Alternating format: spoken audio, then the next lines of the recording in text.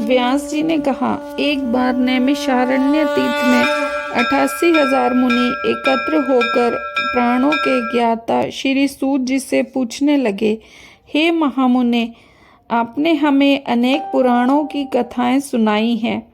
अब कृपा करके हमें ऐसा व्रत और कथा बताएं जिसके करने से संतान की प्राप्ति हो तथा मनुष्यों को रोग, शोक, अग्नि, सर्व दुख आदि का भय दूर हो, क्योंकि कलयुग में सभी जीवों की आयु बहुत कम है। फिर इस पर उन्हें रोग चिंता के कष्ट लगे रहेंगे तो वह श्री हरि के चरणों में अपना ध्यान कैसे लगा सकेंगे। श्री सूत जी बोले, हे मुनियों, आपने लोक कल्याण के लिए बहुत ही उत्तम बात पूछी है। एक बार युधिष्ठिर ने भगवान श्री कृष्ण से लोक कल्याण के लिए यही प्रश्न किया था। भगवान श्री कृष्ण और युधिष्ठिर का संवाद तुम्हारे सामने कहता हूँ, ध्यान देकर सुनो। एक समय पांडवों की सभा में श्री कृष्ण जी बैठे हुए थे। तब युधिष्ठिर ने भगवान श्री कृष्ण से प्रश्न किया, हे प्रभु नंद नंदन गोविंद, आपने मेरे लिए अनेक कथाएं सुनाई हैं। आज आप कृपा करके ऐसा व्रत या कथा सुनाएं जिसके करने से मनुष्य को रोग चिंता का भय समाप्त हो और जिसको पुत्र प्राप्ति हो। हे प्रभु, बिना पुत्र के जीवन व्यर्थ है। पुत्र के बिना मनुष्य नरकगामी होता है। पुत्र के बिना मनुष्य पितृ ऋण से छुटकारा नहीं पा सकता और ना ही उसका पुनंग नामक नरक से उद्धार हो सकता है। अतः पुत्रदायक व्रत बतलाएं। श्री कृष्ण भगवान बोले, हे राजन, मैं प्राचीन इतिहास सुनाता हूँ, आप उसे ध्यान पूर्वक सुनो। कुंडलपुर नामक एक नगर था जिसमें नंदा नामक एक ब्राह्मण रहता था। भगवान की कृपा से उसके पास सब कुछ था, फिर भी वह दुखी था। इसका कारण ये था कि ब्राह्मण की स्त्री सुनंदा के कोई संतान न थी। सुनंदा पतिव्रता थी, भक्ति पूर्वक श्री हनुमान जी की आराधना करती थी। मंगलवार के दिन व्रत करके अंत में भोजन बनाकर हनुमान जी का भोजन लगाने के बाद ही स्वयं भोजन करती थी। एक बार मंगलवार के दिन ब्राह्मणी गृह कार्य की अधिकता के कारण हनुमान जी को भोग न लगा सकी, तो इस पर उसे बहुत दुख हुआ। उसने कुछ भी नहीं खाया और अपने मन में प्रण किया कि अब तो अगले मंगलवार को ही हनुमान जी का भोग लगाकर अंजल ग्रहण करूंगी। ब्राह्मणी सुनंदा प्रतिदिन भोजन बनाती, श्रद्धा पूर्वक पति को खिलाती, परंतु स्वयं न खाती और मन ही मन श्री हनुमान जी की आराधना करती। इस प्रकार 6 दिन गुजर गए और ब्राह्मणी सुनंदा अपने निश्चय के अनुसार भूखी प्यासी निराहार रही। अगले मंगलवार को ब्राह्मणी सुनंदा प्रातःकाल ही बेहोश होकर गिर पड़ी। ब्राह्मणी सुनंदा की इस असीम भक्ति के प्रभाव से श्री हनुमान जी बहुत प्रसन्न हुए और प्रकट होकर बोले, सुनंदा, मैं तेरी भक्ति से बहुत प्रसन्न हूँ, तू उठ और वर मांग।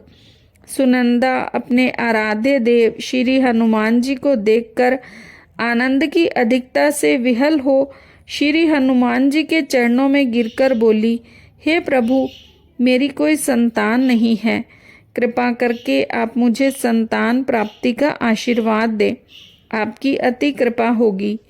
श्री महावीर जी बोले, तेरी इच्छा पूर्ण होगी, तेरे एक कन्या पैदा होगी, उसके अष्टांग प्रतिदिन सोना दिया करेंगे।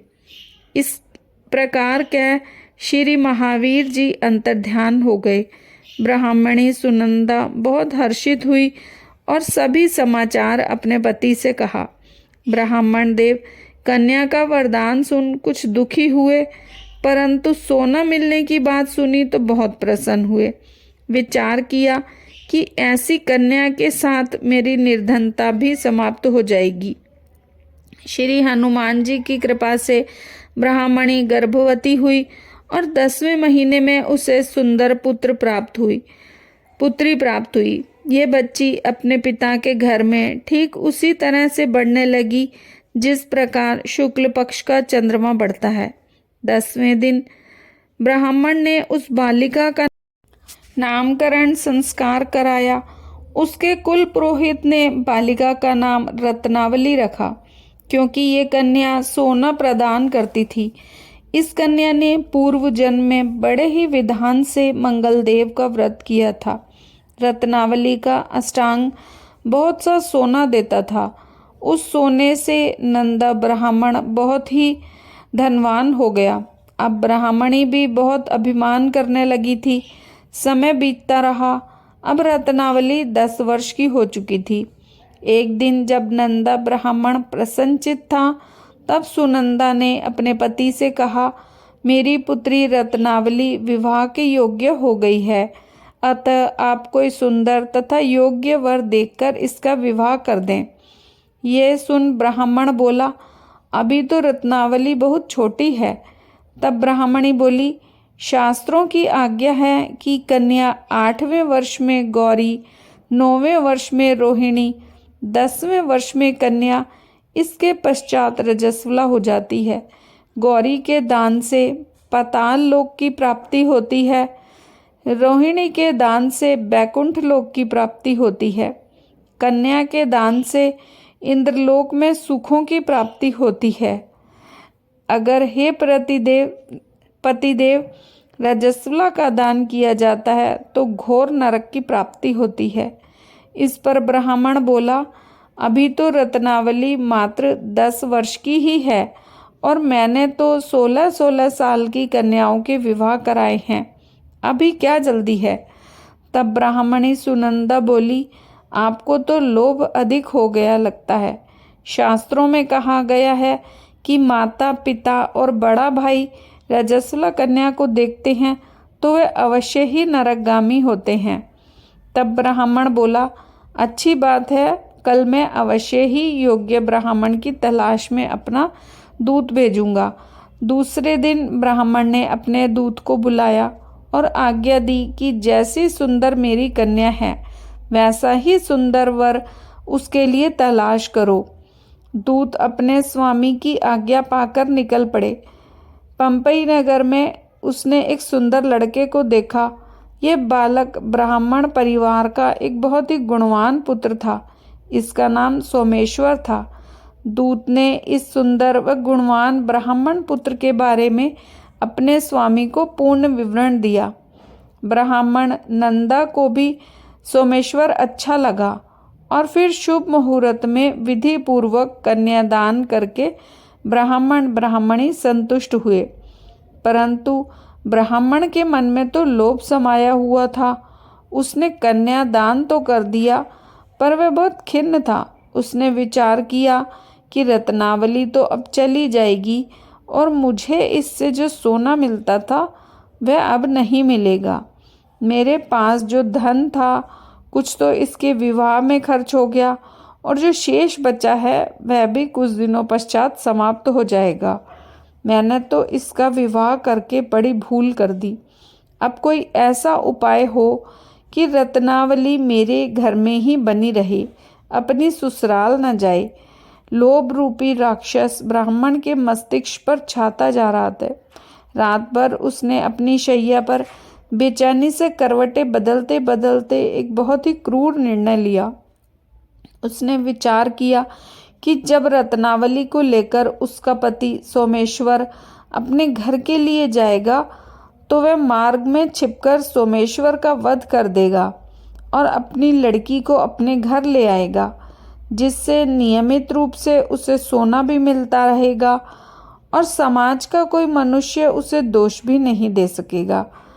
प्रातःकाल हुआ तो नंदा और सुनंदा ने अपने जवाई तथा लड़की को बहुत सारा धन देकर विदा किया। सोमेश्वर अपनी पत्नी रत्नावली को लेकर ससुराल से अपने घर की तरफ चल दिया। ब्राह्मण नंदा महालोभ के वशीभूत हो अपनी मति खो चुका था। पाप पुण्य का उसे विचार न रहा। अपने भयानक व क्रूर निर्णय को कार्य रूप देने के लिए उसने अपने दूत को मार्ग में जमाई का वध करने के लिए भेज दिया था, ताकि रत्नावली से प्राप्त होने वाला सोना उसे हमेशा मिलता रहे और वो कभी निर्धन न हो। ब्राह्मण के दूत ने अपने स्वामी की आज्ञा का पालन करते हुए उसके जमाई सोमेश्वर का मार्ग में ही वध कर दिया। समाचार पाकर ब्राह्मण नंदा मार्ग में पहुंचा और रुदन करती अपनी पुत्री रत्नावली से बोला, हे पुत्री, मार्ग में लुटेरों ने तेरे पति का वध कर दिया है। भगवान की इच्छा के आगे किसी का कोई वश नहीं चलता। अब तू घर चल, वहाँ पर ही रहकर शेष जीवन व्यतीत करना। जो तेरे भाग्य में लिखा है वही होगा। अपने पति की अकाल मृत्यु से रत्नावली बहुत दुखी हुई। करुण क्रंदन व रुदन करते हुए पिता से बोली, हे पिताजी, इस संसार में जिस स्त्री का पति नहीं है उसका जीना व्यर्थ है।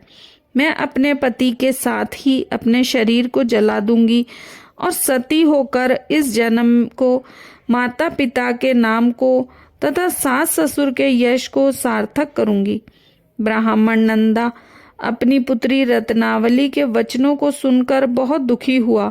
विचार करने लगा, मैंने व्यर्थ ही जमाई का वध पाप करने का अपने सिर लिया। रत्नावली तो उसके पीछे अपने प्राण तक देने को तैयार है। मेरा तो दोनों तरफ से मरण हो गया। धन तो अब मिलेगा नहीं। जमाई वध के पाप के फलस्वरूप यम यातना भी भुगतनी पड़ेगी। ये सोचकर वे बहुत ही दुखी हुआ। सोमेश्वर की चिता बनाई गई। रत्नावली सती होने की इच्छा से अपने पति का सिर गोद में रखकर चिता में बैठ गई। जैसे ही सोमेश्वर की चिता को अग्नि लगाई, वैसे ही प्रसन्न हो मंगलदेव वहां प्रकट हुए और बोले, हे रत्नावली, मैं तेरी पति भक्ति से बहुत प्रसन्न हूँ, तू वर मांग। रत्नावली ने अपने पति का जीवन दान मांगा। तब मंगलदेव बोले, रत्नावली, तेरा पति अजर अमर है, ये महाविद्वान भी होगा। इसके अतिरिक्त तेरी जो इच्छा हो वो मांग। तब रत्नावली बोली, हे ग्रहों के स्वामी, यदि आप मुझ पर प्रसन्न हैं तो मुझे ये वरदान दीजिए कि जो भी मनुष्य मंगलवार के दिन प्रातःकाल लाल पुष्प, लाल चंदन से पूजा करके आपका स्मरण करे, उसकी रोग व्याधि न हो, स्वजनों से कभी वियोग न हो, सर्प, अग्नि तथा शत्रुओं का भय न रहे। जो स्त्री मंगलवार का व्रत करे वो कभी विधवा न हो। मंगलदेव तथास्तु कहकर अंतर्ध्यान हो गए। सोमेश्वर मंगलदेव की कृपा से जीवित हो उठा। रत्नावली अपने पति को पुनः प्राप्त करके प्रसन्न हुई और मंगलदेव का व्रत प्रत्येक मंगलवार को करके व्रतराज और मंगलदेव की कृपा से इस लोक में सुख ऐश्वर्य को भोगते हुए अंत में अपने पति के साथ स्वर्गलोक को गई।